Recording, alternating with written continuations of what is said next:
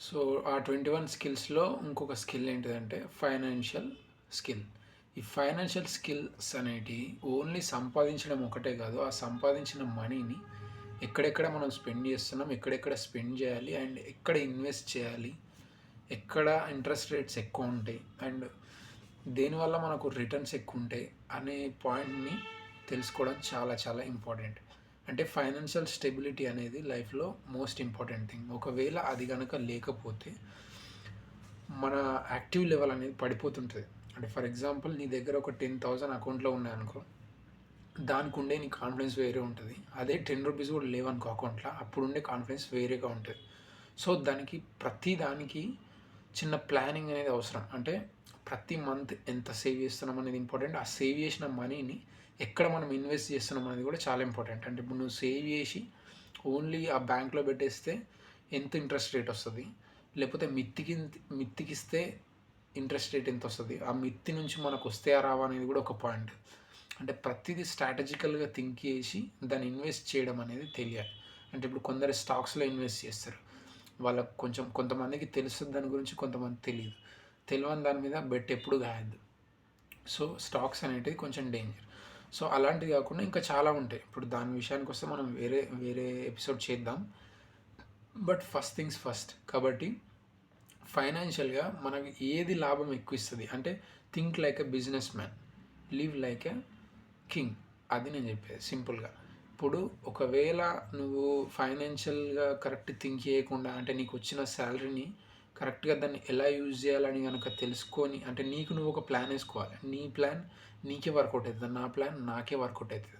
So, simple ఏంటిదంటే నీకొచ్చిన సాలరీని నువ్వెట్లా use చేసుకోవాలి అనేది నువ్వు ప్లాన్ చేసుకోవాలి.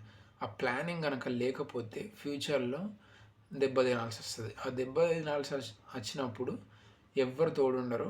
తోడుండకపోవడం కాకుండా ఇంకా మనల్ని ఇంకా డౌన్‌లోకి తీసేస్తారు. అంటే వీని పని అయిపోయింది అన్న ఇంటెన్షన్ తీసుకొస్తారు.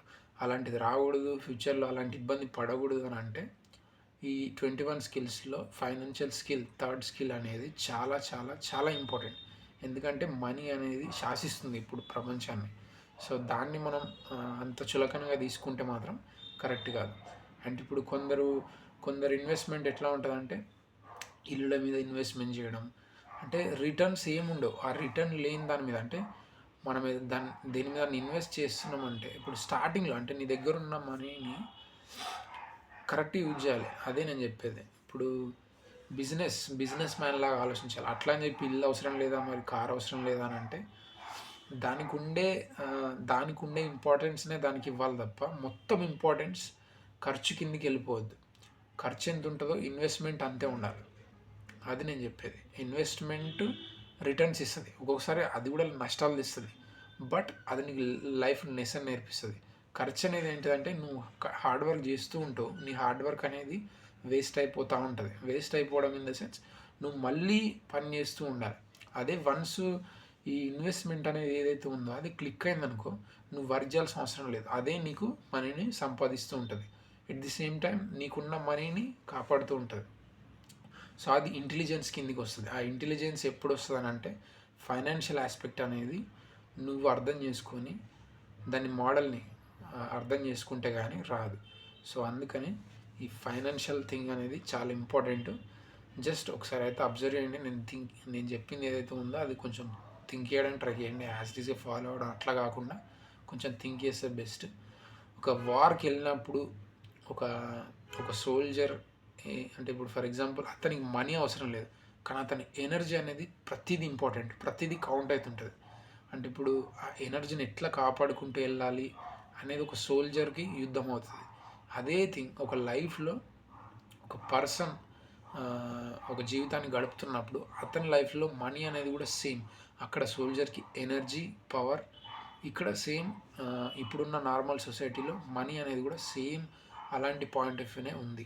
సో, దాన్ని మనం కరెక్ట్‌గా తెలుసుకొని ఆప్టిమైజ్ చేయకపోతే లైఫ్‌లో చాలా ప్రాబ్లమ్ ఫేస్ చేయాల్సొస్తది. In fact I'm trying to do my best. నాది కూడా నేను మీకు ఏదైతే చెప్తున్నానో I'm trying to follow that. And thank you for watching. Okay. Subscribe చేసుకోకపోతే సబ్స్క్రైబ్ చేసుకోండి. And thank you for watching. Bye bye.